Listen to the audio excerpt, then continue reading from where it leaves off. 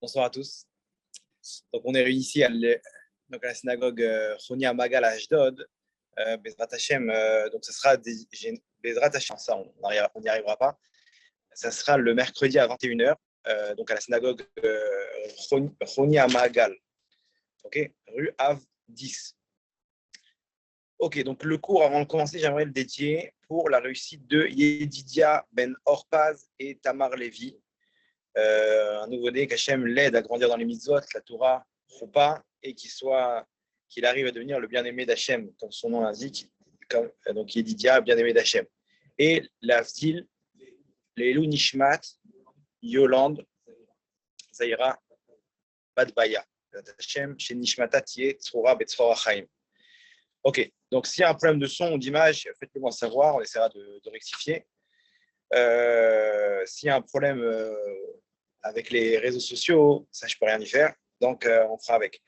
Ok, donc le cours de ce soir, un cours important par rapport à la venue du Mashiach. Vous allez voir, il y a toute une chose qui est en train de se préparer. On va essayer d'expliquer, on va donner une théorie, plusieurs théories, on va essayer d'expliquer ce qui est en train de se passer, quel rapport avec le Mashiach et pourquoi l'argent, le principe même de l'argent, il doit tomber. Et pourquoi Hachem il a mis ce principe en place, le principe de l'argent. C'est quoi ce principe d'argent comme ça, de valeur qu'on échange, qui a cet engouement. Le monde, il tourne autour de l'argent aujourd'hui. Et qu'est-ce que ça représente au niveau spirituel, l'argent, et pourquoi ça doit tomber et par quoi ça va être remplacé, quoi. Quel est le but de tout ce qui est en train de se passer et qui doit se produire généralement, techniquement dans les prochains jours. Alors, on va commencer, si vous voulez bien, avec une petite histoire. Avant Rosh Hashanah, il y a le patron d'une grande association. Il donne tous les ans, pour les fêtes, il donne des chèques cadeaux pour les familles qui sont dans le besoin. Et cette année, il est parti voir son Rav, qui est ni plus ni moins que Rabbi David Abou Khatsera, Shlita, que de Naharia, donc tout le monde connaît, roi HaKodesh, etc. Et il lui a demandé, il a dit, Rav, qu'est-ce que je fais avec cette année? Voilà, je vais avoir votre bracha. On va donner à 200 familles des chèques cadeaux, etc.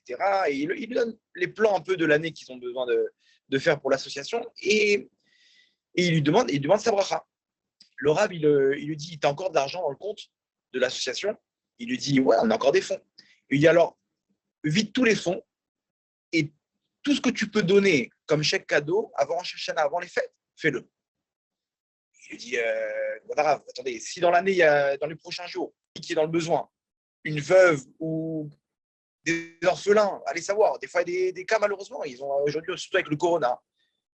Comment on fait? On doit les aider tout de suite en urgence. Si on n'a pas d'argent de côté, comment on fait? Le Rav, il lui dit, écoute bien ce que je vais te dire. Il lui dit, jusqu'à Hanouka, l'argent, ça n'aura pas plus de valeur que le papier. Donc, dès maintenant, multiplie les mitzvot et débarrasse-toi de l'argent, transforme ça en mitzvot. L'histoire, elle a fait le tour un peu dans le monde de la Torah, un peu voir est-ce que c'est vrai ce qu'il a dit, est-ce que c'est une rumeur. Ils ont envoyé des élèves à lui, ils lui ont posé la question. Il a un shamash, un bras droit, un Français d'ailleurs. Il a envoyé lui poser la question. Il est entré dans son bureau, il a dit, j'ai entendu dire, il y a une rumeur qui dirait que vous avez dit que l'argent est... Il dit oui, tu vois, tu prendras les dollars, tu les accrocheras sur le mur, ça va plaire à un voleur. Il a confirmé l'info. Ça, c'est premièrement. Deuxièmement, le Rav Yeshayahu Pinto, lui, il dit que depuis Rosh Hashanah, il y a les anges qui représentent les peuples dans les mondes d'en haut. Donc, il y a 70 anges qui représentent les 70 peuples. Il dit qu'ils ont perdu, ils s'affaiblissent de plus en plus. Et il dit, vous allez le voir par rapport à cet affaiblissement des peuples du monde, de ces anges-là spirituels, vous allez le voir que ça va se matérialiser par une chute de l'économie. Comme ça, il ramène. Troisièmement, on a les sadikim avec nous qui voient un peu, qui reçoivent des messages d'en haut de ce qui va se passer, comme Avraham Avinu lui-même. Qu'Hachem lui a dit, regarde, je vais détruire Sodome. Donc, qu'est-ce que tu en penses? Pareil, il y a des sadikim aujourd'hui. Hachem leur dit, voilà, j'ai des plans. Il leur dévoile ses plans. Et les sadikim, ils sont là pour faire en sorte ou de mener à bien le plan ou d'adoucir le plan si c'est un mauvais plan. Et j'ai raconté ça à un autre tzaddik il m'a dit, je sais, mais il m'a dit, notre rôle, c'est de faire en sorte que ça n'arrive pas. S'il y a une chute de l'économie, vous comprenez que c'est pas ça. Et il dit, on va tout faire pour que ça n'arrive pas. Bon, si on a jusqu'à Hanouka, ça veut dire que c'est une histoire dans les prochains jours, quoi. Dans les prochains jours, jusqu'à que l'argent arrive à, à perdre toute sa valeur. Ok, troisième élément. Donc, on a les tzadikim qui ont le roi HaKodesh et on a d'autres personnes qui ont le roi HaKodesh. Qui sont ces personnes-là? Des gens influents dans le monde. On ne va pas citer de nom de groupe, etc. Il y a des gens influents qui, effectivement, avant chaque événement qui se produit dans le monde, par roi HaKodesh, entre guillemets, ils arrivent à dévoiler ce qui va se passer. Par exemple, il y a le sommet 201 qui s'est produit 2 mois avant l'arrivée du corona. Là-bas, les grands de ce monde, les gens les plus influents, les plus riches, etc., ils ont exposé une théorie. Ils ont débattu là-bas dans ce sommet comment faire face à une pandémie mondiale, si ça devait venir, comment faire face au niveau de l'économie, au niveau politique, au niveau sanitaire, etc. Et effectivement, deux mois après, l'arrivée du corona, donc on connaît l'histoire.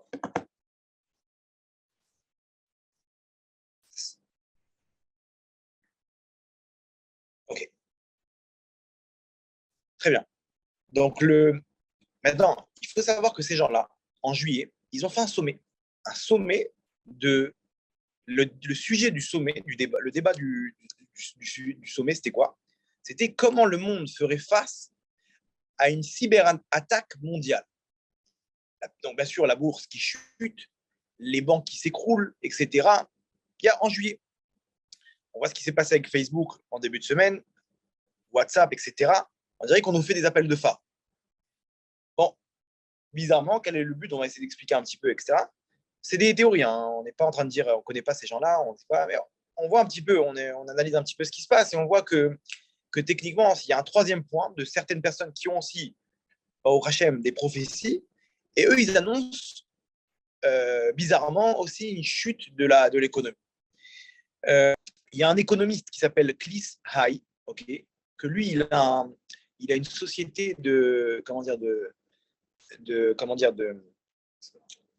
non, il arrive à anticiper au niveau économique ce qui va se passer. C'est des sociétés comme ça qui anticipent un peu les mouvements, etc. Et sa société, c'est une des numéros 1 au monde. Pourquoi? Parce que tout ce qu'il a anticipé, tout ce qu'il a envisagé, ça s'est produit. Lui, il envisage quoi? Il dit que l'économie, elle va tenir au mois d'octobre, le système économique. Au mois de novembre, peut-être. Au mois de décembre, c'est sûr que non. L'économie, elle va tomber. Bizarrement, ce que dit Rabbi David Abouhatsa, qui dit que jusqu'à Hanouka, l'économie, enfin, l'argent ne devrait plus avoir de valeur. Alors, au niveau actualité, qu'est-ce qui se passe en ce moment? Je ne sais pas si vous avez suivi. Il y a la deuxième entreprise chinoise, entreprise immobilière du nom de Evergrande. Ils sont au bord de la faillite. On parle de 200 000 travailleurs, c'est des milliards, des centaines de milliards de dollars. Et bon, aujourd'hui, comment ça se passe? Le système économique, c'est une bulle. La moindre aiguille, elle fait péter le système. Okay, ils impriment des billets. Normalement, on imprime des billets selon les valeurs qu'on a. Si maintenant, moi, j'ai changé des pommes avec mon correspondant, alors on dit, tu sais quoi, viens, on met les pommes de côté, on prend la valeur des pommes, on imprime des billets et on échange des billets de Monopoly à la place des pommes. Alors aujourd'hui, il se passe quoi? C'est que les valeurs de ce qu'on a, qui sont l'or, on imprime plus de billets par rapport à l'or qu'on a. Donc on arrive à une inflation, on arrive à un système qui est imaginaire, qui grossit, et qui, au bout d'un moment, il ne peut pas tenir, parce qu'il n'y a pas de fond, il n'y a pas de valeur qui tienne derrière. C'est le système qui se passe aujourd'hui avec le corona. Les pays, ils ont imprimé des billets, et c'est une question de temps avant que ça saute. Maintenant, il suffit qu'il y ait… En fait, c'est un effet domino. S'il y a un qui fait faillite, alors les gens ils commencent à réclamer leur argent, les gens ils enlèvent leurs actions, et donc tout s'écroule. Voilà. Maintenant, si ça s'écroule, si la bourse elle s'écroule, qu'est-ce qui se passe? Les banques elles s'écroulent. Pourquoi? Parce qu'aujourd'hui le rendement des banques, une banque, comment elle gagne de l'argent? Elle utilise l'argent qu'on met dans les comptes en banque pour investir avec des traders, et là-bas ils investissent des millions et des millions, et ils font des rendements comme ça, et avec ça ils peuvent payer leurs employés. Ok? Maintenant, si la bourse elle tombe, Donc, toutes leurs actions qu'ils ont investies, ils tombent. Et donc, tous leurs gains, tous les comptes en banque comment dire, des clients, ils tombent. Donc, c'est une bulle, en fait, si elle explose, si la bourse, elle tombe, tout tombe. Les banques, etc. Les gens, ils ont perdu tout ce qu'il faut. S'il y a une cyberattaque, demain, regardez ce qui s'est passé. Avec l'arrivée du corona, les gens, ils sont précipités sur Internet. Pourquoi? Parce qu'on peut plus rencontrer les gens face à face. On peut plus aller dans des bureaux. Donc, on est obligé de se retrouver à envoyer nos papiers par WhatsApp, par mail, par Facebook, etc. Donc, les gens aujourd'hui, ils travaillent de la maison, ils sont à 100% dépendants d'Internet. Donc, tout le monde s'est précipité sur Internet. Et en fait, s'il y a une cyberattaque, tout le monde est piégé. Le système Internet, il tombe. Le mec, il a 10 millions dans un compte en banque. Les données, elles ont disparu. Il a tout perdu. Il a son travail, toutes ses données, ses fichiers, ses papiers sur Internet. Cyberattaque, tout a disparu. Donc, on dépend d'Internet, mais on voit qu'Internet, ça dépend c'est pas à l'abri. On n'est pas à l'abri d'une cyberattaque, comme ils prédisent. Maintenant, deuxième chose, jusqu'au 18 octobre, aux États-Unis, ils doivent voter une loi pour agrandir le plafond de la dette américaine. De combien? Accrochez-vous, 3 500 milliards de dollars. C'est-à-dire qu'ils doivent agrandir le plafond. La dette américaine, elle est énorme. Je crois que c'est 30 000 milliards de dollars, ou 20 000 milliards, du genre. Baruch Hashem, bien. Et pour ça, ils doivent. Maintenant, ils n'ont plus rien. Donc, ils doivent agrandir le découvert, la dette. Pour ça, ils vont imprimer. La réserve fédérale, ils vont imprimer des billets pour une valeur de 3 500 milliards de dollars qui vont réinvestir dans des lois, des trucs, tout plein de budgets, infrastructures, des trucs sociaux, économiques, etc. Ils doivent faire une loi pour ça. Ils ne peuvent pas faire ça comme ils veulent. Le problème, c'est quoi? C'est que les républicains, ils ne veulent pas. Les républicains, c'est 50% là-bas au Congrès. Ils ne sont pas 50-50? 42. Mais non, 49, ok. Alors, il suffit qu'il y ait un ou deux démocrates qui ne soient pas d'accord. Et là-bas, parmi les démocrates, c'est la guerre. Ils ne sont pas tous convaincus. Et la loi, elle saute. Si la loi, elle saute, donc les fonctionnaires, ils n'ont plus d'argent, comment tu veux les payer? Pourquoi on va agrandir le plafond? Pour les payer, pour payer nos fonctionnaires, pour faire fructifier l'économie. Mais s'il n'y a pas d'argent qui est investi, donc il n'y a plus d'économie. Donc les fonctionnaires, ils ne sont pas payés.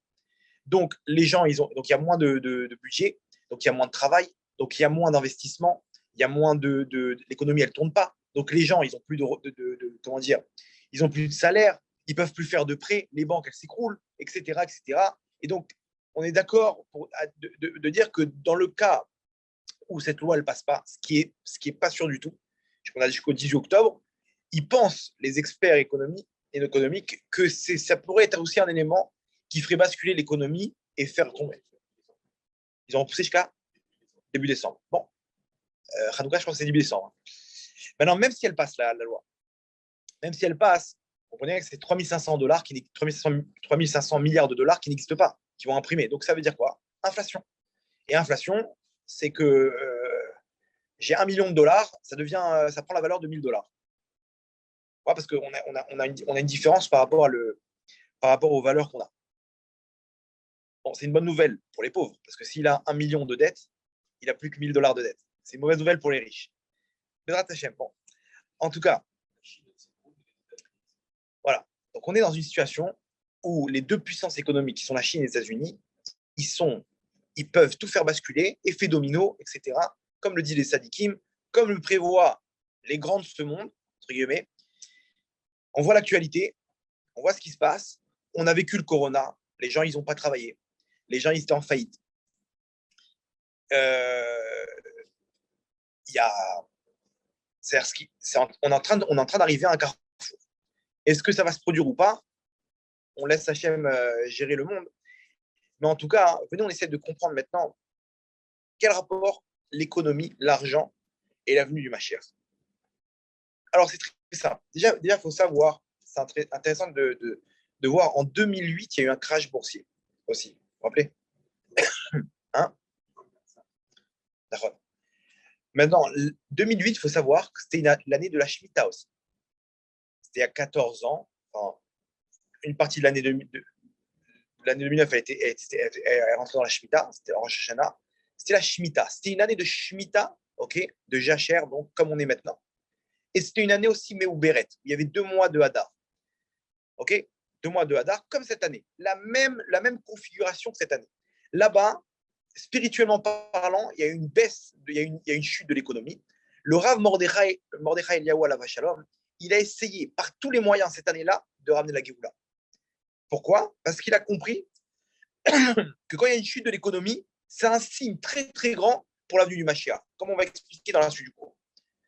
Et il a essayé de toutes ses forces de transformer cette chute économique en, comment dire, en tremplin pour faire venir le Mashiach. Les néphilotes, ouais. Encore une chute. Donc, maintenant, il nous reste à savoir quel est le rapport. Quel rapport l'argent et la Géoula? Explique-moi. Ok, l'argent tombe. Comment maintenant c'est un signe pour la Géoula? C'est quoi le lien? Il y a un truc. C'est vrai que l'année de Shemitah, entre parenthèses, c'est une année qui est très, très haute. Au niveau spirituel, c'est une année où on laisse la terre en jachère. Il y a aussi une deuxième chose, c'est qu'on laisse les dettes qu'on a, elles s'annulent. C'est-à-dire qu'il y a un lien avec l'argent. Il y a un lien où, en fait, ce qui m'appartient retourne à Hachem. L'économie, l'argent, qu'on va expliquer, en fait, je vous dis en 2 mots, qui représente les étincelles d'une personne, elle retourne à Hachem, entre guillemets. La terre qui représente la malchoute, elle retourne à Hachem. C'est quoi la malchoute? C'est les actes qu'on fait dans ce monde. C'est le Olam Asya, c'est les actes qu'on fait dans ce monde-là. Ils retournent à Hachem. L'année de la Shemitah, c'est une année où la Emouna, elle a 100 fois plus d'impact que les autres années. Pourquoi? Parce que c'est une année où on est relié à Hachem. La malchoute, l'endroit où on place les actes, il retourne à Hachem. Il reprend sa propriété à Hachem. Donc à ce moment-là, on a beaucoup plus de facilité à se connecter à Hachem. OK? En même temps, on voit que on sait qu'il y a aussi, si vous faites un peu dans le calendrier les Shemitot, les années Shemitot, on voit que c'était ou le début ou la fin d'une guerre mondiale. Il y a un rapport dans les guerres mondiales avec les Shemitot. Je ne pourrais pas vous dire, j'ai oublié le processus, mais j'avais vu dans le calendrier qu'il y avait un rapport. Comme la Gemara nous dit, la Shemitah, la 7e année, c'est Milchamot, des guerres. Et pourquoi? Quel rapport avec l'économie? Parce que quand il n'y a plus d'économie, il n'y a plus rien à perdre. Quand est-ce qu'on se bat? Excusez-moi, mais une guerre, elle relance l'économie. Pourquoi? Parce que maintenant, il y a du travail, il y a des munitions à faire, il y a de l'armée, il y a des trucs, etc. On relance l'économie et derrière la reconstruction aussi, ça relance l'économie, le plan Marshall, etc. Vous connaissez?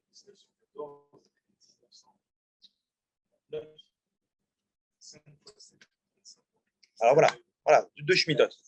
14 et 39. Ok, donc il y a 5 Shemitah des cas. Regardez dans le calendrier là-bas, vous allez voir, c'est très bien. Donc, maintenant, qu'est-ce qu'on disait? Ouais, donc maintenant, regarde, le truc intéressant, il est comme ça, c'est que là, on voit comment, comme par hasard, 2 pays qui sont au bord d'un gouffre financier, qui sont la Chine et les États-Unis. Hier, la Chine, elle a annoncé, elle a mis un coup de pression aux États-Unis. Je ne sais pas si vous avez suivi, par rapport à Taïwan. La semaine dernière, entre la semaine dernière, depuis vendredi dernier, jusqu'à aujourd'hui, il y a près de 150 avions chinois, avions de chasse, qui sont passés au-dessus de Taïwan. Donc, ils ont transgressé l'espace aérien taïwanais, qui est allié avec les États-Unis. Okay, les États-Unis, ils ont ramené des porte-avions. L'Angleterre, il a ramené un porte-avions. Ils vont faire maintenant un exercice de grande envergure avec le Japon, l'Angleterre, devant les côtes chinoises. Ouais, avec l'Australie, etc.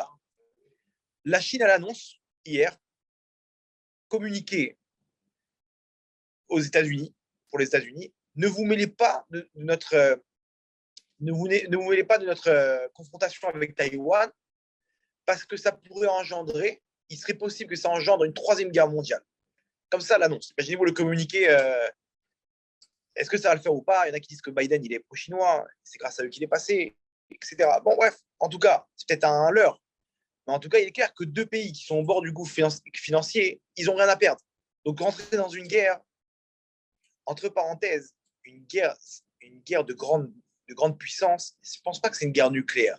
Mais par contre, ça pourrait être une guerre de bombes à neutrons. Les bombes à neutrons, il faut savoir que tout ce qui est électronique, ça brûle. Si ça brûle, donc pareil, il n'y a plus rien. Tous les systèmes électroniques, ils ne marchent plus. Il n'y a plus d'ordinateur, il n'y a plus de données, il n'y a plus. Voilà, on revient à l'âge de pierre. Donc le billet, il sert à quoi? Il ne sert plus à rien. Qu'est-ce que tu as à proposer? Tu as des services. Ok, je t'échange mes services contre tes services. Ton billet ne vaut plus rien parce que tu n'as plus de compte en banque. En une bombe, à New York, imaginez-vous, il n'y a aucune victime, à part ceux qui sont dans les hôpitaux qui dépendent de l'électricité. Aucune victime, mais on retourne à l'âge de pierre. Bref, bon, je ne vais pas vous faire des scénarios catastrophiques, mais en tout cas, revenons dans le sujet. Donc, là, on est dans une situation où on voit que ça chauffe. On voit qu'Hachem, il fait accélérer les choses pour l'avenue du Mashiach. Quel est le lien entre donc, l'argent et l'avenue du Mashiach?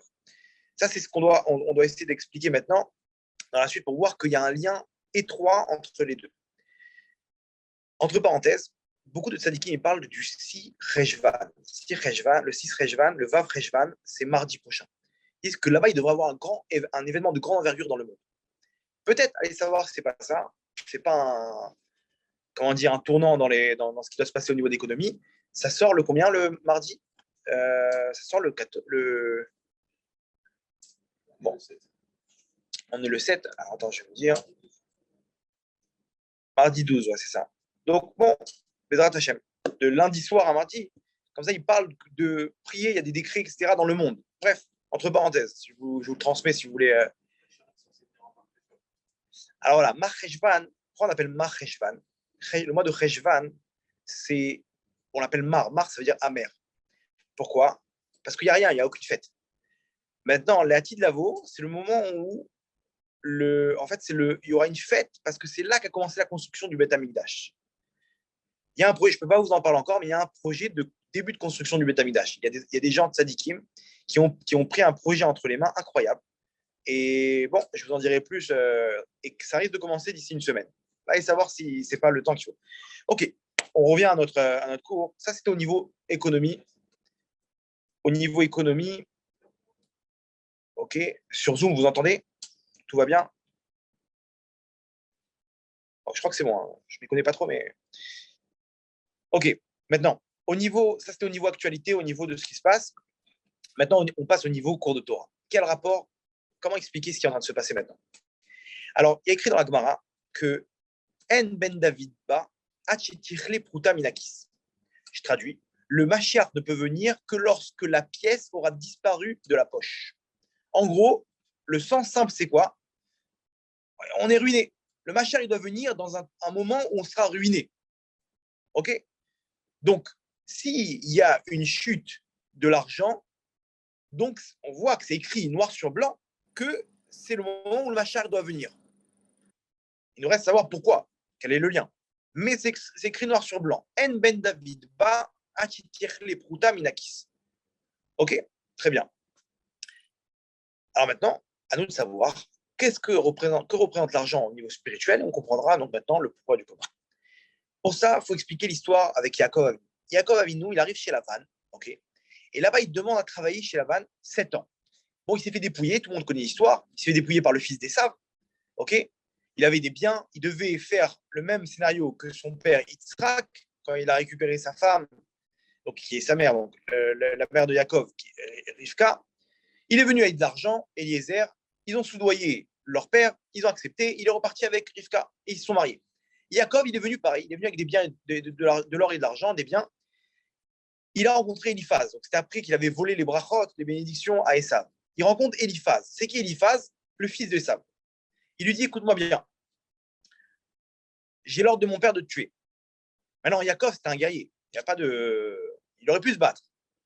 Il dit, je te pose une question parce qu'en même temps, Yaakov, c'était le rave d'Eliphaz. Il lui dit, regarde, mon père, il me dit de te tuer, mais j'ai mon rave devant moi. Je fais quoi? Yaakov, il réfléchit, il dit, regarde, il y a écrit dans la Torah qu'un pauvre, il est considéré comme un mort. Prends-moi tous mes biens, et c'est comme si tu m'auras tué, mais tu ne m'auras pas tué. OK? Pas mal ou pas? Il lui enlève tous ses biens, il repart avec. Il se retrouve, Yaakov, les mains vides, pour aller récupérer sa femme. Il rencontre Rachel et lui dit comment je vais faire maintenant, etc. Je dois rencontrer ton père.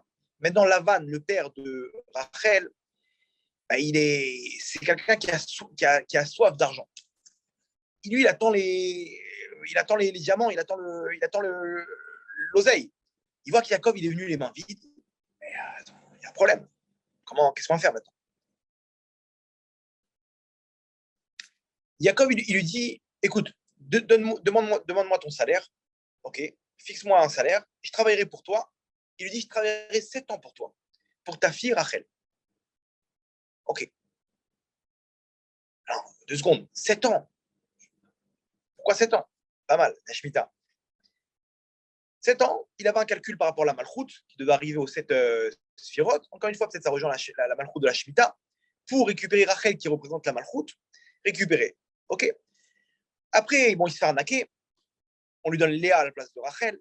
Il retravaille encore 7 ans. Et après, il dit maintenant, je vais travailler que pour moi. Et il repart encore 8 ans, je crois. 7 et 7, 14, je crois 21 ans en tout. Encore 7 ans, je crois. 21 ans, je crois en tout. Ou 22 ans, bref. Un des deux. Et il retravaille pour récupérer ses biens à lui. Arrivé un moment, il y a le Passouk qui dit comme ça. Passouk, donc, avec Lamed Aleph, 31, Passouk Bet. Vayar Yaakov et Pnei Lavan. Il a vu Yaakov la face de Lavan. Veine. Et voici. Eneno imo kitmol shilshom. Il n'est plus avec lui comme hier et avant-hier. Nous dit le Harizal, il a vu, voilà, le sens simple c'est quoi? C'est qu'il a vu qu'il faisait la tronche, la tournée. Okay. Le Harizal nous dit, il a vu Yaakov que les étincelles, je vais expliquer c'était quoi les étincelles de Gdusha, de sainteté, qui étaient chez la vanne, ont été vidées. Donc la face de la vanne n'est plus comme avant. Yaakov, il a compris, il n'y a plus rien à tirer de la vanne. Il a vidé la vanne, ok? Donc maintenant, il faut partir. Juste après, il réunit ses femmes, il dit voilà, j'ai travaillé pour votre père, il faut qu'on parte, etc. Et il retourne en Israël parce qu'il n'y a plus rien à retirer chez Lavan. Ok? Lui, pourquoi il a. Maintenant, c'était quoi ces étincelles? Elles se sont matérialisées par ces deux femmes, okay, qui vont représenter le Ham Israël, qui sont les 12 tribus, qui étaient coincées chez Lavan, avec son troupeau qui représentait les 600 000 âmes du Ham Israël. Tout le troupeau de Lavan, il faut savoir que c'était une partie du futur Ham Israël qui va être en Égypte. Okay, je ne vais pas rentrer dans les détails, mais les Neshamot du Dor Maboul, Dor Apalaga, Stom Vamora, ils ont subi un tikkun, etc. Ils sont arrivés dans le troupeau de Lavan, dans les forces du mal. Dans leur acheminement, ils sont arrivés chez Lavan et ils sont sortis des forces du mal par Yaakov, par tout le travail qu'il a fait. Il a sorti toutes ces étincelles-là qui sont matérialisées par ces biens qui sont le troupeau et ses femmes. Il a retiré tous ces biens-là et il est parti. Et avec ça, il a monté l'homme Israël. Le troupeau, ces étincelles-là, elles sont arrivées chez lui, chez ses enfants, et ce sont les futurs Neshamot qui étaient les 600 000 âmes du Ham Israël. Ok? C'est quoi cette histoire d'étincelles? On va expliquer tout de suite. Les étincelles, c'est quoi? Adam Arishon contenait chez lui toutes les âmes du Ham Israël. C'est-à-dire que nous-mêmes, on était dans Adam Arishon. Il y en a qui étaient sur l'épaule, il y en a qui étaient sur l'endroit du tefillin, il y en a qui étaient sur le nombril, il y en a qui étaient dans le dos, les pieds, etc. Ok? Quand Adam Arishon a fauté, la neshama de Adam Arishon, elle s'est dilapidée, elle a explosé en plusieurs étincelles. Voilà, il y a une partie qui est restée chez lui, une partie qui a été transmise à ses enfants, et une partie qui est tombée dans les forces du mal. Ok? Le but d'un juif aujourd'hui est de retourner dans ce monde-là et de récupérer les étincelles qui se sont éparpillées dans les forces du mal. Comment il récupère ces étincelles? Quand il réalise les mitzvot, à un endroit donné géographique, avec une certaine personne, il réunit les étincelles tout au long de sa vie. Ok? C'est-à-dire qu'en gros, le but sur Terre qu'on a, c'est de réunir les étincelles pour pouvoir libérer la shrina de la galoute. Une fois que toutes les étincelles, elles sont réunies, c'est ce qu'on appelle la Géoula. On retourne à la situation d'Adam Arishon avant la faute, et c'est ce qu'on appelle la Géoula. Jusque-là, c'est bon? Sur Zoom, tout va bien? Il faut intervenir hein, s'il y a des questions. Donc, parce que c'est important, on va construire par rapport à ça. Donc, c'est bon? Donc, maintenant, je vais vous faire un exemple. Je vous donne un exemple pour qu'on comprenne. Quelqu'un qui se retrouve à Paris, qui est marié avec telle femme, ok, tels enfants, tel travail, telle confrontation avec telle personne dans son travail, avec son voisin, tel type d'enfant, etc. Tout ça, ok, la confrontation qu'il a dans le pays dans lequel il se trouve, il réunit des étincelles. Ok, dans le bien comme dans le mal. Ça peut être des souffrances au niveau des épreuves qui passent, comme dans les mitzvot qu'il réalise. On va expliquer quels sont les éléments qui accélèrent comment dire, là, non, la récupération de ces étincelles-là. Ok. Maintenant, à partir de ce moment-là, donc une personne, je donne un exemple, il change de boulot, il se retrouve avec un patron qui lui fait la misère. Dans cette personne-là, il y a des étincelles. Et lui, la façon dont il réalise l'épreuve, il va retirer des étincelles. Entre parenthèses, Rabbi Nachman Breslev dit, quand on se fait humilier par une personne, ça veut dire que chez lui, il y a beaucoup, beaucoup d'étincelles à nous. Quelle est la solution pour retirer toutes les étincelles en un instant? Qu'on se taise après l'humiliation et qu'on prie pour lui. Qu'on lui pardonne et qu'on prie pour lui. À ce moment-là, en un instant, on l'a vidé de toutes ces étincelles. Vous entendez? C'est un truc de fou. C'est-à-dire, le mec, il est humilié par son patron, par sa femme, ou elle par son mari, ou ils ont un enfant un peu cascadeur, ou sa famille, sa tante. Combien d'histoires dans tous les sens. Là-bas, même chez les Goïms, on a dit que même chez les forces du mal, qui sont représentées des fois par le pays, qui est un pays goy, ok, dans des peuples étrangers, ok, des fois il y a des convertis qui réunissent beaucoup d'étincelles, etc. Et Shlomo Amelech, il a voulu faire le tikkun du monde comment? Lui, il s'est marié avec chaque princesse de chaque peuple. Il n'avait pas 1000 femmes. Lui, il voulait faire 1000, c'est Elef, c'est représentant le Aleph. Aleph, c'est l'unité. Lui, qu'est-ce qu'il a voulu faire? Il a voulu faire la réparation du monde en ramenant tous les étincelles. Comment? Quand il s'est marié avec toutes les femmes des peuples du monde, voilà, il les a convertis et là-bas, quand il amenait un enfant avec cette femme-là, il faisait en sorte que dans cet enfant-là, qu'il y ait toutes les étincelles du peuple de cette femme-là. Comme ça, il a voulu, sauf qu'il est arrivé à la fille de de Pharaon, et là-bas, elle, c'était une sorcière, elle lui a fait la misère la veille de l'inauguration du Beth Amikdash, c'est une autre histoire. Et donc, il a failli réussir, il lui manquait un peu. Et tout est reparti. Bref, maintenant, donc, tout ce qui m'arrive dans ma vie, c'est ni plus ni moins que la réunification des étincelles de ma Neshama. Pourquoi moi, je suis né à Paris, à Sarcelles, à Dunkerque, à Miami, je sais pas, en Égypte, au Yémen, en Pologne? La Shoah, c'est des étincelles, on ne se rend pas compte de ce que les gens ils ont fait là-bas. Maintenant, on est au fur et à mesure, on est là, et le Ham Israël, il parcourt le monde. Il parcourt le monde et il va à la recherche des étincelles. Il y a des étincelles dans chacune des nations. C'est pour ça que l'histoire du Ham Israël, si vous avez bien compris maintenant, donc le Ham Israël, il doit se retrouver dans chacune des nations où se trouvent des étincelles. Alors, si on ne connaît pas l'histoire du Ham Israël, on aurait dit quoi? On aurait dit que le Ham Israël, selon son histoire, il doit se retrouver en exil dans chacune des nations pour pouvoir récupérer les étincelles. Il y a quelqu'un qui a une question?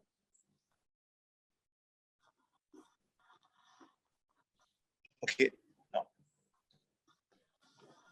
Ah, c'est bon, il n'y a pas de. Vous avez... Sur Zoom, tout va bien? Ok, non, il n'y a pas de question. Je crois que c'est juste quelqu'un qui joue avec. Ok.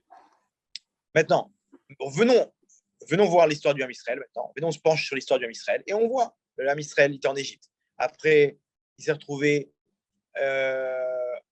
l'exil de Babylone, l'exil de Perse, les Grecs, les Romains en Europe. Ils ont parcouru toute l'Europe, les Juifs. Ils ont fait la France, ils ont fait l'Espagne, le Portugal, ils ont fait l'Afrique du Nord. Il y a des pays où il n'y a pas d'étincelles, très peu d'étincelles. En Afrique noire, etc., il y a très peu d'étincelles là-bas. Pourquoi? Parce qu'il y a très peu de juifs. En Chine, il y a très peu d'étincelles, parce qu'il y a très peu de juifs. Ils ont été où encore les juifs? En Italie, Allemagne, Amérique du Sud, États-Unis aujourd'hui. États-Unis, il y a une tonne d'étincelles là-bas. Vous comprenez pourquoi? Très bien. Maintenant, bizarrement, là où les juifs se trouvent, c'est là où il y a beaucoup. Le pays et il y a la bracha. Pourquoi le pays a la bracha? Pourquoi quand les juifs étaient en Espagne, l'Espagne c'était la puissance, la première puissance mondiale à l'époque, et le Portugal? Parce que là-bas, il y avait une tonne d'étincelles. Pourquoi quand les juifs étaient en Égypte, l'Égypte c'était la première puissance mondiale? Parce qu'il y avait une tonne d'étincelles. Pourquoi aujourd'hui les États-Unis c'est la première puissance mondiale? Parce qu'il y a beaucoup de juifs là-bas. Pourquoi Israël, ils font qu'évoluer au niveau économie, au niveau militaire, au niveau santé, etc. Parce qu'il y a beaucoup de juifs qui arrivent. Et donc, chacun arrive avec ses étincelles. Vous comprenez? Là, pas qu'on doit récupérer les étincelles en Israël, mais on arrive chacun avec ses étincelles. Pourquoi un juif, il fait son alia? Parce qu'il a récupéré toutes les étincelles qu'il y avait à faire en France. Vous comprenez? Un jour viendra, il n'y aura plus d'étincelles en France. Et comme en Algérie, comme au Maroc, comme en Tunisie, comme en Allemagne, les Juifs, il n'y a plus d'étincelles, ils n'ont plus rien à faire. Hachem, il trouve un bon scénario ou un mauvais scénario, les Juifs, ils quittent le pays. Vous comprenez que c'est pour ça qu'un Juif qui est en route l'arrête, il doit se dire par rapport à ce qu'on vient d'expliquer maintenant, qu'il est obligé de préparer une porte de secours. Pourquoi? Parce que le jour viendra et ce pays-là, il n'aura plus d'étincelles, il faudra monter. Comme l'histoire nous l'a montré. Ok. Quand les Juifs quittent le pays, par exemple, les Juifs ont quitté la Russie c'était une des premières puissances il y a une cinquantaine d'années. Aujourd'hui, ça ne vaut plus rien. C'est plus, ça y est. Pourquoi? Parce qu'au fur et à mesure, les Juifs, ils ont vidé le pays. Ils ont chacun récupéré les étincelles qu'ils devaient récupérer et ils ont quitté le pays. La France, de moins en moins. À l'époque, quelqu'un, il avait une boutique au Sentier et il était tranquille. Il avait un magasin de costumes au Sentier, il était tranquille.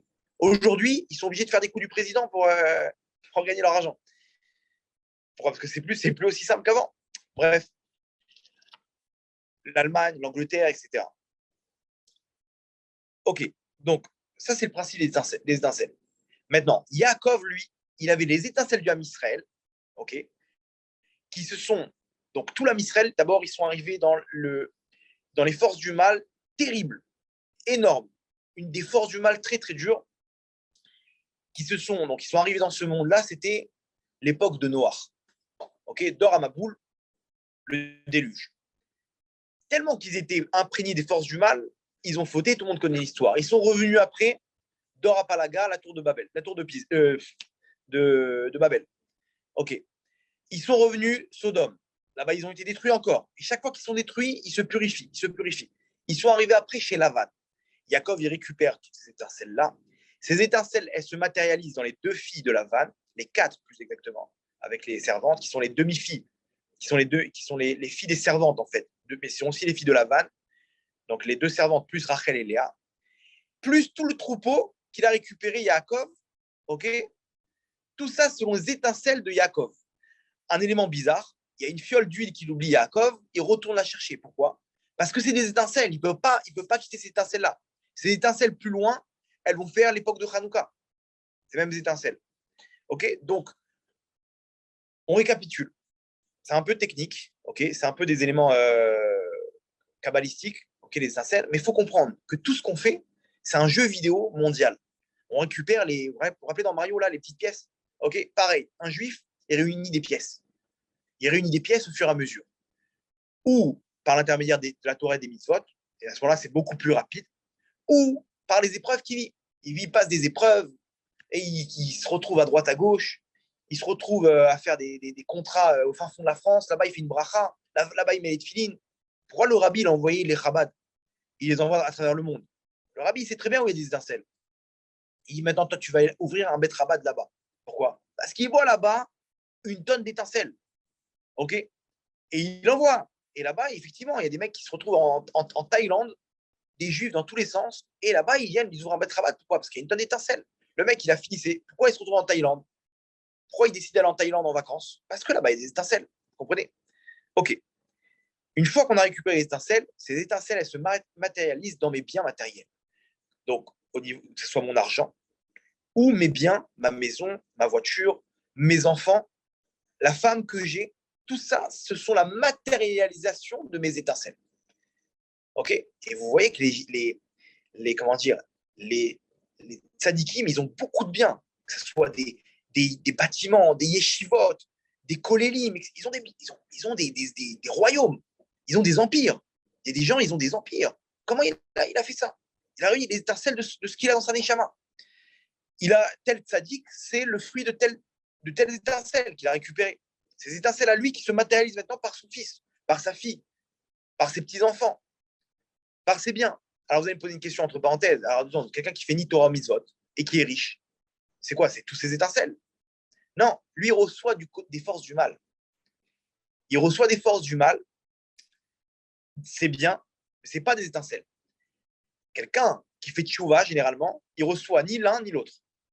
Pourquoi? Parce que quand il commence à faire tchouva, c'est pour ça que tous ceux qui font tchouva, ils commencent à entrer dans une série de pauvreté, une période de pauvreté terrible. Le mec dit, j'ai tout perdu, j'ai fait tchouva, j'étais bien, j'ai tout perdu. Pourquoi? Parce qu'avant, il recevait des forces du mal. C'est bien, son argent. Maintenant qu'il a fait tchouva, il dit, on ne te donne plus rien. Tu fais des mises avec ce qu'on te donne, donc on ne veut plus te donner. Tu ne nous intéresses plus. Mais d'un autre côté, il n'a pas encore réuni ses étincelles Donc, des deux côtés, il ne reçoit plus rien. Donc, c'est pour ça qu'il passe une sale période. OK. Maintenant, donc, conclusion, l'argent, c'est la représentation matérielle des étincelles de Maneshama. Vous comprenez? OK. Le rabbi, vous allez comprendre pourquoi il distribuait des dollars. Le rabbi, ces dollars, c'était son acquisition. Officiellement, c'était pour donner la tzedaka. Mais tout le monde connaissait le principe qu'on prenait un dollar du rabbi, on sortait un dollar à soi et on mettait la tzedaka à la place. Et ce dollar-là, je le gardais. Pourquoi? Parce que c'est quoi ce dollar? C'est une étincelle du rabbi. Maintenant, demandez aux gens qui ont connu, qui sont passés devant le rabbi, vous allez voir, il y en a, ils vont dire, moi j'ai reçu 100 dollars du rabbi. Moi j'ai reçu 5 billets de 1 dollar. Je connais quelqu'un, il ramène des milliers de personnes à Tchouva. Le Rav Yosef Mizrahi s'appelle, aux États-Unis. Lui, quand il est arrivé devant le rabbi, il lui a dit, attends, il a donné 1 dollar, il lui a dit, attends. Il est revenu avec un objet en or. Il lui a donné. Il dit, tiens. Donc, ce n'est pas une étincelle qu'il lui a donné. C'est des milliers d'étincelles. Parce que selon la valeur de ce que ça vaut, le nombre d'étincelles, il est élevé. OK? C'est des milliers d'étincelles qu'il a donné. Pourquoi? Parce que le rabbi, il a vu que cette personne-là, elle aurait besoin d'être accompagnée par une force spirituelle. Le rabbi, il avait une force spirituelle énorme. C'était un tzaddik sur l'âme. Donc, lui-même, quand il voyait qu'une personne avait un potentiel énorme, il accompagnait avec des étincelles de sa neshama. Et jusqu'à aujourd'hui, un billet du rabbi, les gens, ils savent qu'ils ont la bracha grâce à ça. Pourquoi? Parce que ils sont accompagnés par une étincelle de l'année. Le rabbi en personne, il les accompagne. Vous comprenez le principe? C'est énorme.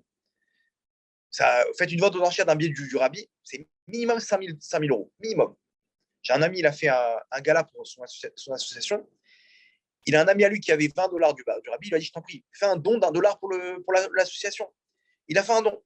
Ils ont fait une vente aux enchères dans un gala, 5 000 euros. Ils ont vendu le billet du rabbi. Pourquoi? Les gens, c'est pas pour rien. Alors, les chamas, elle sait qu'elle a besoin de ça. C'est pas pour rien qu'il y a ce truc-là. Regardez comment la Gemara, elle nous dit, vous allez comprendre maintenant le principe.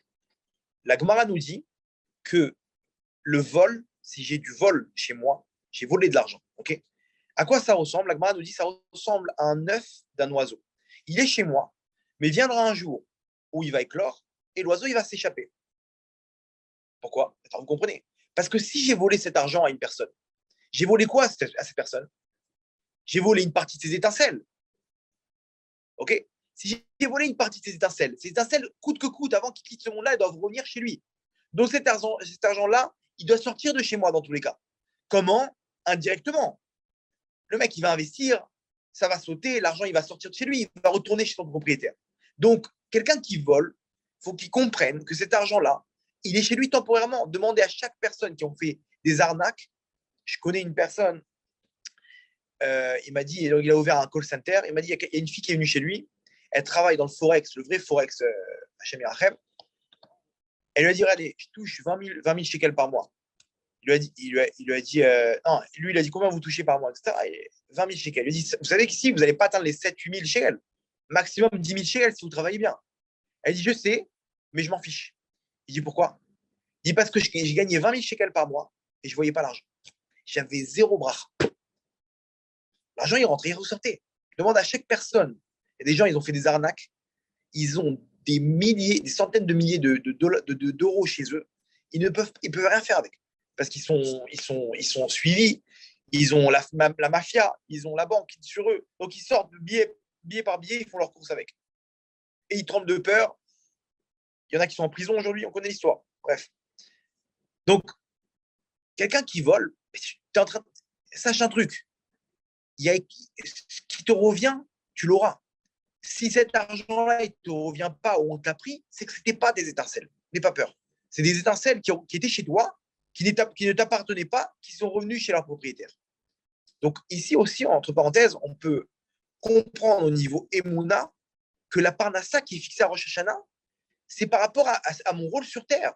Ça va se matérialiser par des biens, par telle voiture, par tel objet, par telle nourriture. Pourquoi je vais tomber sur telle viande et pas une autre? Il y a des étincelles dans tout ça. Et par tel Parnassa. OK? Maintenant, ça va me revenir coûte que coûte, cette Parnassa. Je n'ai pas à m'inquiéter. Ce qui est à moi doit revenir chez moi. OK? Ce qui n'est pas à moi, Shalom à Israël, ce n'était pas mes étincelles. Ok. Entre parenthèses, quand il y a quelque chose de cassé chez une personne, quelqu'un il casse un verre ou il casse un truc, qu'est-ce qu'on dit là, généralement? Ah, Mazal Tov. Ouais. Maintenant, vous avez compris que c'est une erreur. Pourquoi? Parce qu'il y a des étincelles à lui qui viennent de se détruire. Donc, au contraire, une personne, elle devrait se poser des questions. Si elle voit que c'est bien, commence à se détruire, il faut qu'il comprenne qu'ici, il y a une paire d'étincelles. OK? Donc, ce n'est pas Mazal Tov. Au contraire, c'est ce qu'on appelle le Baal Tashrit. Oh, très bien. Eux, ils ont leurs étincelles sur d'autres choses, sur leurs enfants, sur leurs biens spirituels, etc. Non, non, généralement, c'est l'argent. Mais ça peut se répertorier par un enfant sadique, qui lui, en fait, toutes les étincelles qu'il a réunies, qui va matérialiser par un enfant. OK? Très bien. C'est pour ça que la Torah, elle est stricte sur le Baal Tashrit. Non, non, c'est WhatsApp. La Torah est stricte sur le Baal Tashrit, sur le gâchis. Pourquoi? Parce que tu es en train de défoncer tes étincelles. Donc, tu vas devoir les récupérer quelque part, etc. Il ne faut pas être non plus une barre de fer, mais d'un autre côté, il faut savoir être large. OK? Mais d'un autre côté, il faut comprendre que la Torah, elle a Chassal Mamono chez la dame. Elle fait attention au portefeuille d'une personne. OK. Et on voit qu'il y a des halachot d'ailleurs, que s'il y a une perte d'argent, on allège la halakha. Très bien. Maintenant, entre parenthèses, on ouvre avant d'arriver à l'histoire du Mashiach et de la chute de l'argent. Vous allez comprendre maintenant comment ça se relie avec la chute de l'argent. Entre parenthèses, comment faire en sorte d'accélérer la réunification de mes étincelles? Les tzadikim nous disent une phrase. Tfila, tzedaka, v'tshuva, ma'avirim et troa gezera. La tfila, la prière. La prière, en fait, c'est un moyen de récupérer des étincelles par rapport à une épreuve. Il y a une épreuve, maintenant, disons qu'il y a 1000 étincelles à récupérer. Cette épreuve-là, elle va se matérialiser par des souffrances, par des choses, etc., qui vont diminuer, qui vont récupérer les étincelles jusqu'à qu'il n'y a plus d'étincelles et l'épreuve est terminée, on arrive à la délivrance. Si maintenant je prie, eh ben, je réunis par la prière les étincelles. Donc, en fait, ça accélère la délivrance. C'est le principe. OK. Deuxième chose, tzedaka. La tzedaka, je vous le mets en troisième, la tzedaka. La tchouva. Tchouva, c'est quoi? Tchouva, j'ai fait une avéra. Cette avéra, en fait, elle va dilapider des étincelles de ma neshama. Quand je fais tchouva, je récupère mes étincelles, tout simplement. Tzedaka, j'utilise l'argent que j'ai chez moi, OK, pour transformer, pour faire un pidyon, ce qu'on appelle. L'argent, comment on dit en hébreu? On dit ça, on appelle le damim. Damim, c'est le dam. Le dam, selon la Kabbalah, c'est le nefesh. J'échange mes damim, mon argent, qui est ma personne, et je l'échange contre des étincelles.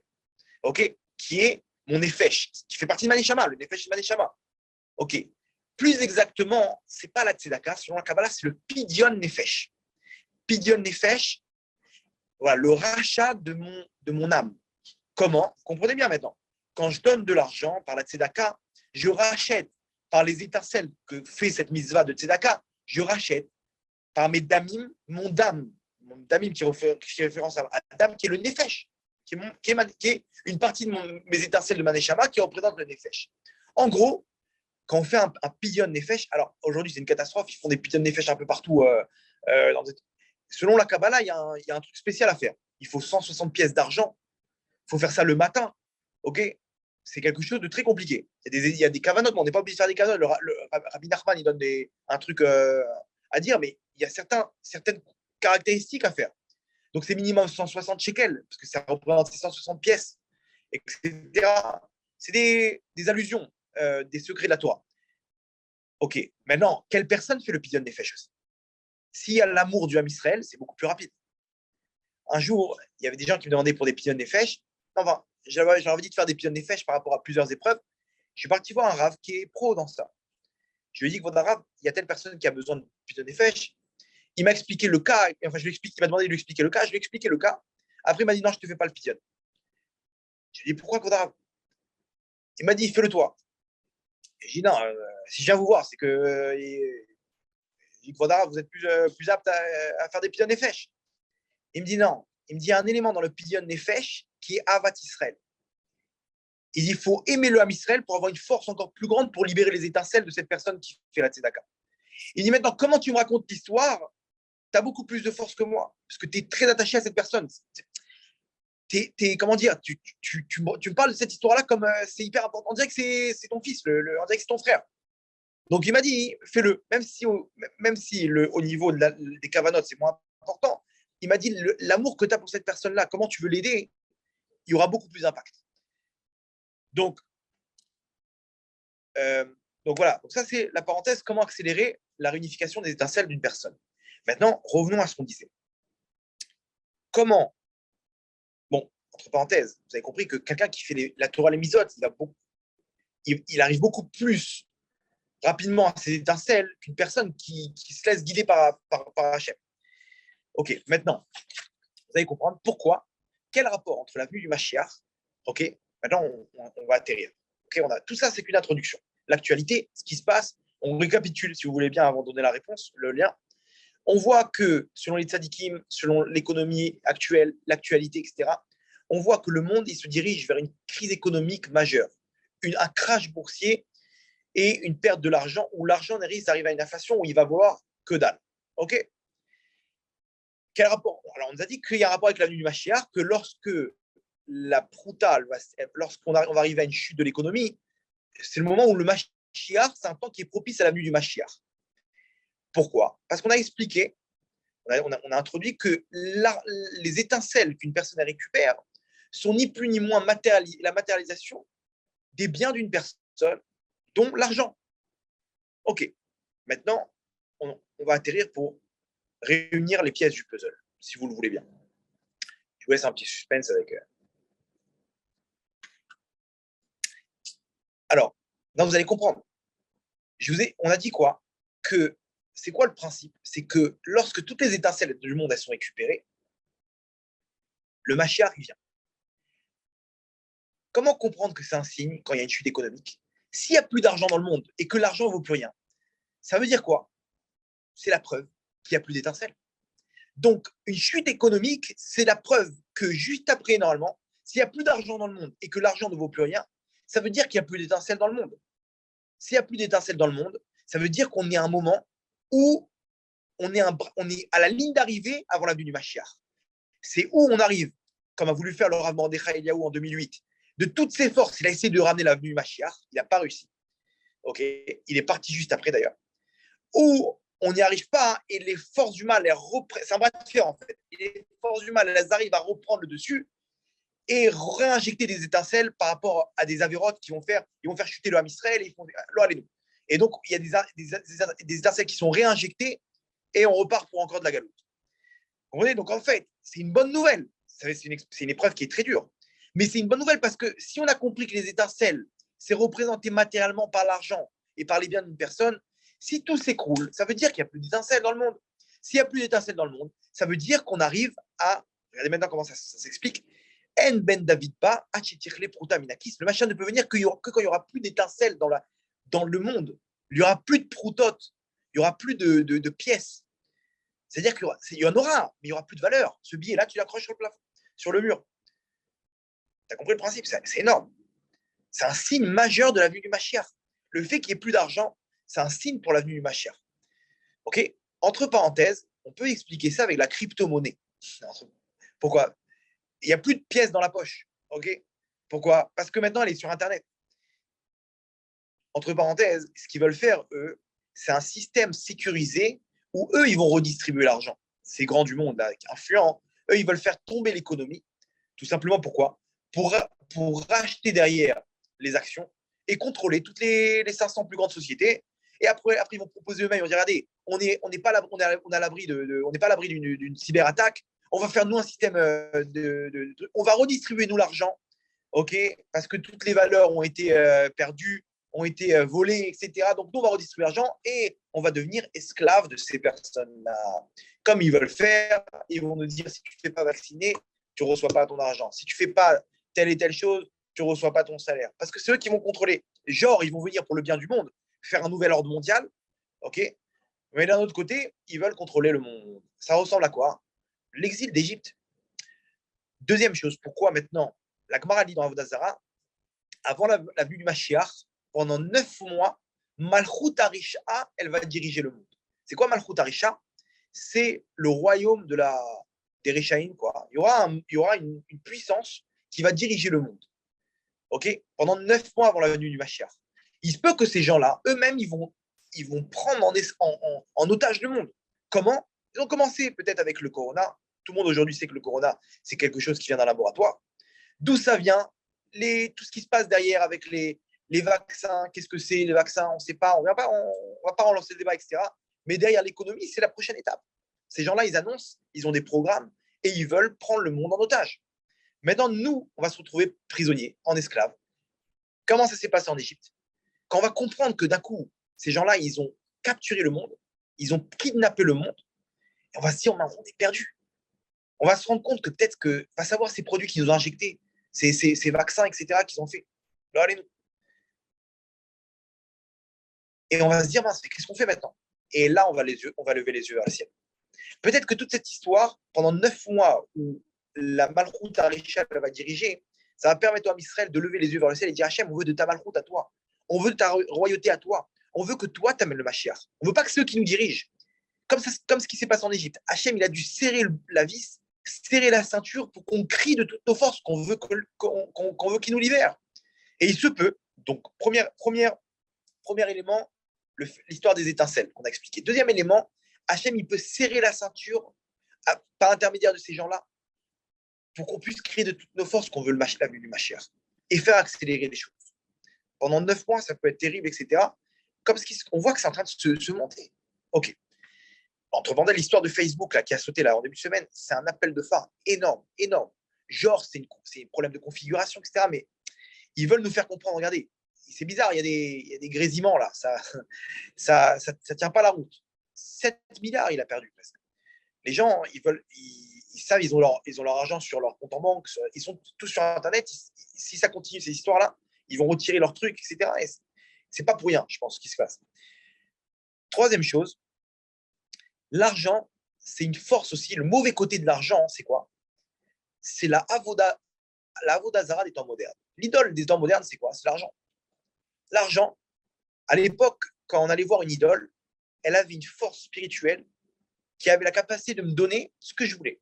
Le mec, il avait des problèmes d'argent, il allait voir l'idole, il faisait ce qu'il fallait faire, il recevait dans les jours qui suivaient, il recevait une force spirituelle des forces du mal, et il recevait sa parnassa, son argent, etc. C'est exactement ce que fait l'argent. L'argent, c'est une force de contrôler le monde. On peut faire ce qu'on veut avec l'argent. On envoie des enveloppes aux gens, on peut soudoyer des personnes, le mec, il peut faire des avérotes avec des femmes avec l'argent. Il peut acheter ce qu'il veut, il peut faire ce qu'il veut. C'est l'idole des temps modernes.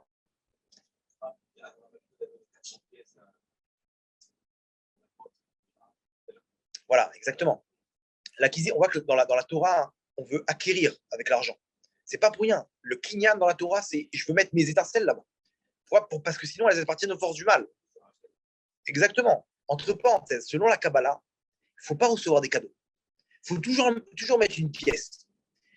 Sonner Matanot Yirchie, là-bas, là où il y a des cadeaux, il y a les forces du mal. Pourquoi? Parce qu'il faut que je mette mes étincelles dans ça. D'où ça vient, moi, je ne sais pas. Surtout si c'est donné de mauvais cœur. Quelque chose qui est donné de mauvais cœur d'une personne, il nous a donné une partie des forces du mal qui sont matérialisées chez nous. Donc, c'est terrible.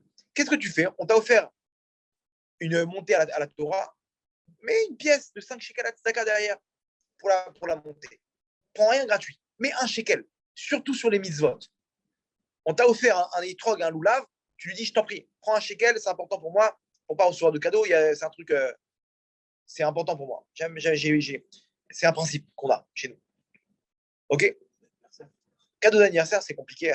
Il y a des tzadikim qui prenaient les cadeaux pour les utiliser pour des mitzvot. Donc, genre, ils mettaient quelque chose derrière. OK? Ils savaient comment les utiliser, ces cadeaux-là. Ils le faisaient pour lui. Il recevait la tzedaka. Tu vas dire, tu reçois la tzedaka. Tu vas savoir d'où ça vient. Si c'est des étincelles ou c'est le mauvais côté de la personne. Tu le fais pour lui, par la mitzvah. Bon, il y a toute une histoire, je ne vais pas rentrer dans les détails, mais des fois, c'est bien de faire des choses avec de l'argent. De faire des choses avec de l'argent. Pourquoi? Parce qu'il y a de la bracha. Quand il y a le cadeau, quand c'est gratuit, il n'y a pas d'étincelle, il n'y a rien du tout. Et c'est un problème, les forces du mal, ils interviennent. C'est bien de faire tout avec de l'argent.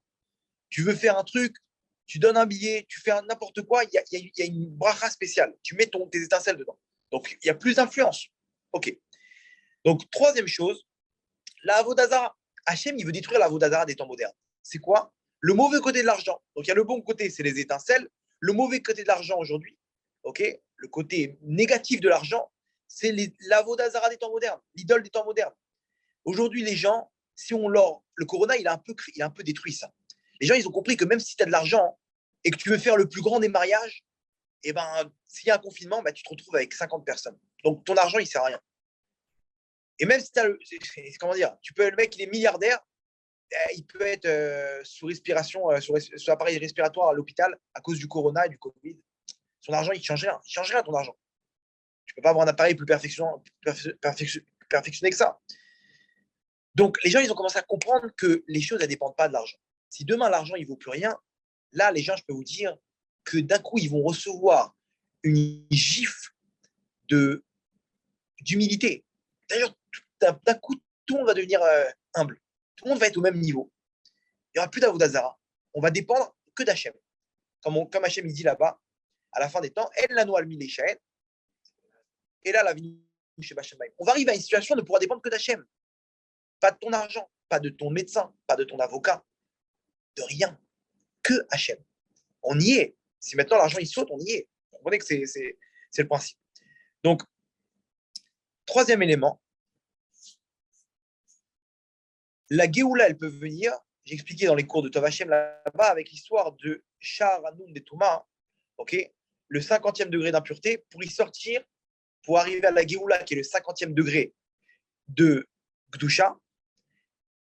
Comment y arriver? Par l'intermédiaire de la Emouna. Expliquer ça, je ne vais pas rentrer dans ça et tout, mais en gros l'épreuve de la délivrance finale, c'est la Emouna, la foi en Dieu. Comment avoir la Emouna quand le mec, il a tout ce qu'il faut? C'est-à-dire que cette épreuve-là d'inflation ou de chute de l'argent, c'est la meilleure épreuve pour pouvoir créer la Emouna parmi le Ham Israël. Et quand on va créer la Emouna, on va débloquer le 50e degré, niveau de 50e porte de Kedusha, qui est la Géoula. Donc ça, c'est la quatrième explication. Et enfin, cinquième explication, le pourquoi du comment maintenant. Pourquoi Hachem, il est obligé de faire, il est intéressé par la chute de l'argent. Ce que nous dit le Rambam. En fait, l'argent, elle va tomber pour être remplacée par une autre monnaie. C'est quoi cette monnaie? Nous dit le Rambam à la fin des Ilchot Malachim. Toutes les halachot qui font référence au roi, dont le roi Mashiach. Comment ça va se passer à la fin des temps? Il ramène plusieurs choses, plusieurs éléments pour reconnaître qui est le Mashiach.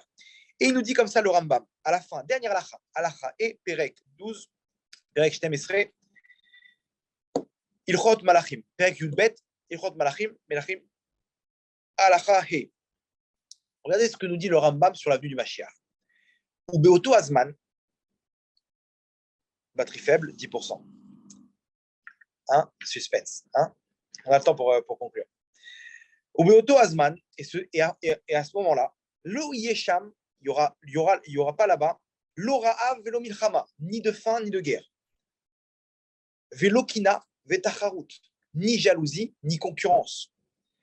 Chez Atova Tiemushpaat Arbe, là-bas, il y aura une abondance du bien dans le monde. Tous les bien-être de ce monde-là, ils seront présents comme la poussière de la terre, c'est-à-dire que ce sera à volonté. À l'avenue du Mashiach, au moment de la Géoula. Velo Esek Kola Olam, il y aura de Esek, c'est-à-dire d'affaires. Ils vont faire affaire entre eux quoi? Et là, la Da'at est Hachem Bilvat. Vous savez, c'est quoi la monnaie de l'avenue du Mashiach, de la Géoula? La Da'at est Hachem Bilvad. Connaître Hachem, qui il est, ça rejoint la Emouna. La Emouna, c'est combien je vais avoir confiance en Hachem et quand la délivrance, ça va arriver, je vais comprendre d'une autre façon comment Hachem, il était grand. La Emouna, en fait, c'est infini. C'est quoi la Emouna? J'ai une épreuve, je fais confiance à Hachem, que ce soit dans le Shalom Bayit, que ce soit avec l'argent, avec mes enfants, la médecine, les maladies, etc. Je passe une galère maintenant. Le mec, il n'arrive pas à avoir d'enfants. Il n'arrive pas dans son couple. Il n'arrive pas dans la parnassa. Il ne s'en sort pas. Et il fait confiance à Hachem. Il se dit non, Hachem, tout ce qu'il fait, c'est les Tova. On va réussir. Hachem, quoi? Il veut mon mal? Hachem, il s'est trompé là. Hachem, il m'a invité à une femme. Hachem, il a fait telle crise maintenant économique. Il a fait en sorte qu'on n'a plus rien. J'avais 10 millions en banque, j'ai zéro maintenant. Hachem, il s'est trompé. Hachem, il fait des guerres dans le monde. Hachem, il a fait la Shoah, il s'est trompé. Moi, j'ai un plan. Hachem, il a un autre plan. Qui a raison? Moi, j'avais un plan de ne pas être avec cette femme-là. Hachem, il a eu un autre plan. Qui a raison? Moi, j'ai un plan de ne pas avoir ces enfants-là. J'espérais avoir des enfants qui me ressemblent. Maintenant, ils ressemblent à ma belle-mère. Qui a raison? Hachem. Moi, j'avais un autre plan. Je ne parle pas de mon cas pour ma belle-mère. Donc, Hachem, je l'adore. Donc, moi, j'avais un autre plan. Je voulais avoir des enfants. Et un an passe, toujours pas d'enfants. J'avais un autre plan. Je voulais réussir dans l'argent. J'ai monté quelque chose. Hachem, il a un autre plan. Quand tu as confiance et tu sais qu'Hachem, il ne se trompe pas et tu continues à garder la Emouna, quand vient la délivrance, d'un coup, tu te rends compte combien Hachem il était grand. Combien, en fait, Hachem, cette épreuve-là, elle était. Et en fait, Hachem, il m'a accompagné à chaque instant, à chaque millimètre, à chaque pas, il m'a pris dans la main. Il m'a pris par la main. Et il m'a accompagné. En fait, Hachem, il ne m'a jamais abandonné. On raconte l'histoire comme ça d'un enfant qui marche avec son père. Et au bout d'un moment, il ne voit plus les pas de son père. Il commence à pleurer, etc. Il commence à demander de l'aide. Jusqu'à qu'en fait, son père, il lui dit, mon fils, je suis là. Sauf que quand tu ne vois plus mes pas, il y avait deux. C'est pas lui et les pas de son père. C'est en fait, c'est que tu es sur mes épaules. Donc maintenant, tu ne peux plus voir les autres pas. C'est pas que je suis plus là, c'est qu'en fait, tu es sur mes épaules. Quand Hachem n'est plus là, c'est pas qu'il nous a abandonnés, c'est qu'en fait, il est encore plus présent que prévu. C'est vrai qu'on doit passer une période, on doit réunir nos étincelles maintenant, on doit passer par cette épreuve. Mais si c'est dur, ça ne veut pas dire qu'Hachem n'est pas là. Au contraire, aie confiance. Garde la confiance parce que tu vas arriver à la délivrance. Et quand tu arriveras à la délivrance, tu arriveras à une connaissance d'Hachem beaucoup plus grande. Et à ce moment-là, on va arriver à un niveau bientôt. Bientôt, vous allez voir les miracles qu'il y aura pour l'âme Israël. Vous allez comprendre que les gens ils vont tomber fous amoureux d'Hachem.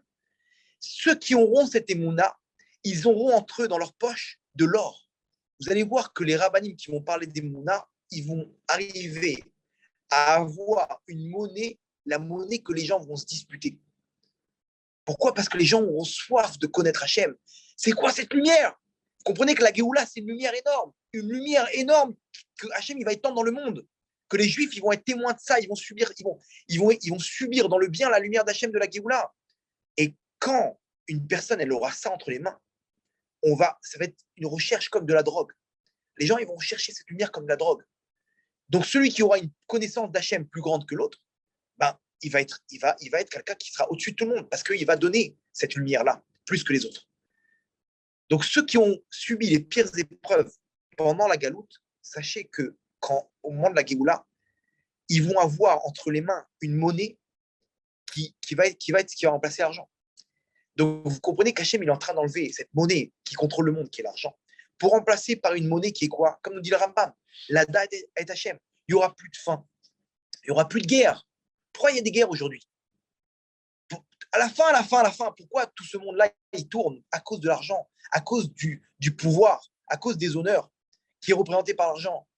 Pourquoi une personne, elle travaille? Pour avoir une achavat date, pour agrandir sa maison, refaire sa cuisine, avoir une nouvelle voiture. Regardez bien, le point commun de tous ces gens-là, c'est quoi? Pourquoi tu travailles? Pour pouvoir en avoir encore plus. Quand tout ça, ça va tomber, il n'y aura plus de guerre, il n'y aura plus de faim, parce qu'il n'y aura plus de différence. Il n'y aura plus de jalousie, parce qu'on va comprendre chacun son niveau. On va voir une personne, combien elle sera importante aux Hachem, et on saura d'où il a eu ça, les épreuves qu'il a subies. Il n'y aura plus de concurrence, parce que tout sera remis à sa place. Aujourd'hui, il y a de la concurrence, parce que je peux avoir l'argent qu'il a, mais les épreuves qu'il a passées, je ne pourrais pas les avoir. Donc, tout le monde comprendra son tikkun. Quel était mon rôle sur Terre à ce moment-là? Donc, mon rôle, ce n'est pas ton rôle, et ce n'est pas son rôle à lui. Vous comprenez? C'est ce qu'il dit le Rambam, s'explique. Vélo yesek kol haolam. Il n'y aura plus d'essek, il n'y aura plus rien du tout. Qu'est-ce qu'il y aura? La date est Hachem. La Emouna aujourd'hui, dans les épreuves qu'on a aujourd'hui, et que malheureusement, je vous dis, mais le monde il va arriver dans une tournure terrible, que ce soit au niveau d'une guerre, au niveau de guerre, troisième guerre mondiale, de Gog ou Magog, d'épreuves terribles. Regardez les épreuves qu'on vit. On n'a jamais eu autant d'épreuves dans tous les domaines. Dans tous les domaines. Il faut savoir que maintenant, l'année de la Shemitah, c'est panim des panim. Akadosh Baruch Hu, il va commencer à faire des délivrances. Des délivrances aujourd'hui du jour. Toute l'année dernière, j'avais que des galères avec les gens. on n'avançait pas d'un millimètre. Pas d'un millimètre. Aujourd'hui, que des délivrances, Baruch Hashem. Là, c'est la 4e personne qui me parle. J'étais avec une personne pendant 1 an. Il a essayé de se marier et il a eu des problèmes avec sa fiancée. Ils ont cassé pendant 6 mois, etc. Le lendemain de Sukkot, ils se remettent ensemble, ils vont se marier. Baruch Hashem. J'ai reçu l'appel d'une personne aujourd'hui. Il m'a raconté comment il a écouté des cours de Tov Hashem. Et il a commencé à. Il était divorcé de sa femme. Il était divorcé de sa femme pour une histoire technique, géographique, mais tout se passait bien. Ils ont divorcé. Et il me raconte qu'il y a 3 mois, il tombe sur un des cours, sur la Emouna. Il commence à appliquer. Il commence à remercier Hachem. Il commence à accepter son épreuve.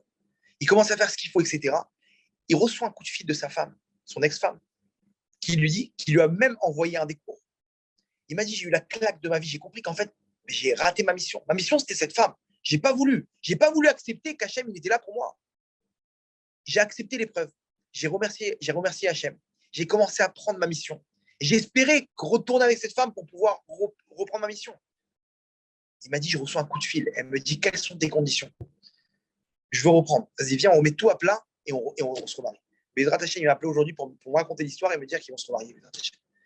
Regardez la Emouna, ce qu'elle amène. La Emouna, elle amène à ce qu'un couple de divorcés, ils se remettent ensemble. Toutes ces histoires-là, hein, c'est la Emouna. Mais Akadosh Baruch Hu, il est en train de nous montrer, mes enfants, maintenant, je vais donner cette délivrance, je vais donner de la Emouna. Celui qui est là, qui a cru en moi, il ne sera pas déçu. Celui qui a mis sa Emouna en moi, il ne sera pas déçu. Pourquoi? Parce que maintenant, sa Emouna, je vais lui donner, je vais lui échanger, ça va être la monnaie de ce monde-là. Donc, il sera heureux de dire, quoi, toutes ces épreuves que j'ai, je vais pouvoir être fier de ça. Oui, effectivement, parce que c'est ce qu'on va rechercher. À tel point que le Midrash nous dit, et on va terminer avec ça, que les peuples du monde, ils vont voir combien le Ham Israël il va être gâté par Hachem. Ils vont dire, attends Hachem, 2 secondes, on ne peut pas nous aussi recevoir cette lumière. Hachem va dire, pas de problème, faites-moi la souka. Le Midrash, il dit que Hachem, il va proposer au peuple du monde de faire une souka. Les peuples du monde, ils vont faire une souka. Et Hachem, il va sortir le soleil de son étui. De là, entre parenthèses, on apprend que le soleil, il a un étui. Aujourd'hui, les chercheurs, ils disent que le soleil, il a une enveloppe. Que s'il n'avait pas cette enveloppe-là, aujourd'hui sur Terre, il y aurait 30 000 degrés. Vous imaginez le truc? 3 000 degrés, je ne sais plus ce qu'ils disent. Le soleil, il a une enveloppe. Il y a une enveloppe qui protège les rayons de s'échapper. Sinon, on n'aurait pas pu survivre sur la Terre. Donc, le Midrash nous dit, il y a 2000 ans, Hachem, il va sortir le soleil de son étui. Donc, imaginez-vous, sur Terre, on va arriver, peut-être pas complètement, sinon on va griller, mais on pourra arriver à des 50-60 degrés. Entre parenthèses, cette année, on a battu tous les records. Réchauffement climatique, etc. On arrive.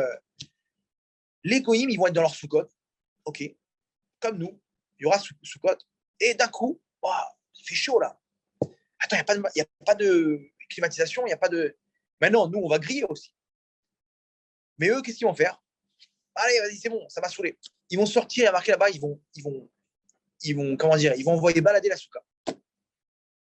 Et Hachem, il va leur dire, vous voulez quoi? Vous voulez tout ça? Mais vous n'êtes pas capable de tenir. Ils vont dire, attends 2 secondes, Hachem. Nous, on voulait que cette lumière-là, on voulait que toi, tu nous prennes dans les bras, mais que nous, on fasse une épreuve, qu'on vive une épreuve. Ça, non, on n'est pas capable. Et Hachem, il va leur prouver par là, il va leur dire, vous voyez la différence avec mon peuple? C'est quoi la différence avec mon peuple? C'est que eux, ils étaient dans la souka. La souka, c'est quoi? C'est un exil. Tu étais dans ta maison, tu as exilé dans la souka. Là-bas, tu as chaud, bah, tant pis pour toi. Tu as froid, tant pis pour toi. Il pleut, tant pis. Chez toi, tu as chaud, tu mets la climatisation. Tu as froid, tu mets le chauffage. Dans la souka, le voisin, il fait une soirée, tant pis pour toi. Donc, tu vis ce qu'Hachem, il a décidé dans la souka. Donc, ton épreuve qui représente la souka, tu acceptes. Mais les goïms, ils n'auront pas accepté l'épreuve. Donc, comment ils vont demander à Hachem, mais nous aussi, on veut cette lumière. Venez, on va vous faire une épreuve. Est-ce que vous êtes capable de subir les épreuves qui est représentée par la souka? Alors, venez, on va voir. On augmente le volume de la température. Tout de suite, ils envoient balader. Le Ham Israël, ils ont eu la Shoah, ils n'ont pas envoyé balader Hachem. Jusqu'à aujourd'hui, regardez le Ham Israël où il se trouve. Ils ont les inquisitions. Regardez ce qui se passe. Rien du tout. Le Ham Israël, il n'a pas envoyé balader Hachem. On est là en 2021, à l'aube de la Géoula Bezrat Hachem, et on est main dans la main avec Hachem. Et Hachem va dire, maintenant, vous allez comprendre pourquoi je vais vous donner tout ça. Donc ça, c'est la Emouna. On va finir avec une histoire comme ça. Il y avait dans un avion, il y avait des, comment dire, il y avait des trous d'air. Et l'avion, il saute, il descend, il monte, gauche, droite. Les gens, ils n'en peuvent plus. Les masques qui tombent, ils commencent à tomber là-bas. Et ils voient une petite fille là-bas sur le côté en train de jouer avec ses billes. Et il y en a, il dit, mais dis-moi, t'as pas peur? Les gens, ils sont en train de crier dans tous les sens, ils sont en train de trembler de peur et tout. On va s'écraser, on va s'écraser. Et il voit une fille détente sur le côté, qui est en train de dire, mais ils vont la voir, il dit, dis-moi, t'as pas peur? Viens, assis-toi, mets ta ceinture. Elle, détente. Il dit, mais pourquoi t'as pas peur? Et elle a dit, vous savez pourquoi j'ai pas peur? Parce que mon père, c'est le pilote. Donc, je connais. Je sais que mon père, c'est un pro, je sais ce qu'il fait. De temps en temps, je l'accompagne dans ses vols. Ok, moi, je suis à l'arrière, mais je sais que les trous d'air, c'est quelque chose de basique. Il m'a déjà expliqué que tout va bien, il ne faut pas s'inquiéter, etc. C'est quoi cette histoire? C'est qui le pilote de l'avion? C'est Hachem. Maintenant, il y aura des trous d'air bientôt. Mais on va s'inquiéter, on va se dire, mais comment? Le Ham Israël, il ne va pas s'inquiéter. Vous savez pourquoi? Parce que celui qui pilote, c'est Hachem. C'est notre papa. Et on connaît les trous d'air. On a eu des trous d'air avec Aman, avec Paro. On a eu des trous d'air avec tous ces nations qui ont voulu nous détruire. Qu'est-ce qui s'est passé? Le pilote, il a très bien géré. Donc, les trous d'air qui vont arriver maintenant, n'ayez crainte. Avec la Emouna, on va réussir. Donc, vous comprenez que la chute de l'argent, si ça arrive dans les prochains jours, vous penserez à moi. Vous saurez que ici, c'est une épreuve d'Emouna. C'est quelque chose au niveau kabbalistique de très grand qui est en train de se passer. Et c'est là qu'il faudra mettre les bouchées doubles au niveau de la Emouna pour faire en sorte de faire descendre la royauté d'Hachem avec la délivrance finale. Bédrat Hachem, Bekarov, et Berachamim Dolim, Baruch Adonai Leolam, Amen, Amen, Bédrat Hachem. Donc les cours seront mercredi, Bédrat Hachem, mercredi soir, 21h à Ashdod. On donnera la fiche, le nom du cours. Bédrat Hachem, Kachim a la possibilité de faire ses cours. Et voilà, est-ce qu'il y a des questions peut-être sur Zoom? Alors attendez, au niveau de Zoom, je ne sais pas comment ça marche. S'il y a des participants qui veulent poser des questions. Rav, il n'y a pas de questions sur Zoom. Et pas de questions sur Facebook non plus. Ok, donc s'il y a des questions à différer. Bah, si, il y a une question. Bonsoir. Vous n'avez pas vu, j'ai posé une question, en fait. Mais ce n'est pas grave. En fait, vous parliez tout à l'heure de quand il n'y a plus d'argent, etc., qu'il y a des épreuves. Il y a eu des épreuves auparavant, par exemple le crash. J'ai écrit, il y a eu le crash de 1930. Il y a beaucoup de gens qui ont perdu énormément d'argent. C'était une année, quoi. Je veux dire, les gens ils se sont suicidés, etc. Parce que tout à l'heure, vous avez dit, c'est signe de Mashiach quand il n'y aura plus d'argent, quand il y aura des problèmes. Il y a déjà eu ça. 1930, je crois. C'est 1930 la crise, hein, c'est ça qu'il y a eu. Le crash boursier, mais l'énorme, quoi. Ouais, alors j'ai expliqué par exemple l'exemple du crash boursier de 2008. Aussi en 2008, il y a eu un crash boursier. Oui, mais c'est petit, ça. Pour expliquer, en fait, quand il y a un crash boursier, même si ce n'est pas le même au niveau des dimensions, ce crash boursier-là, il nous dit que c'est maintenant une année propice pour la vie. Pourquoi? Parce qu'on a arrivé à la fin des étincelles. Maintenant, j'ai expliqué qu'en fait, la fin des étincelles, c'est le moment où on est face à la ligne d'arrivée.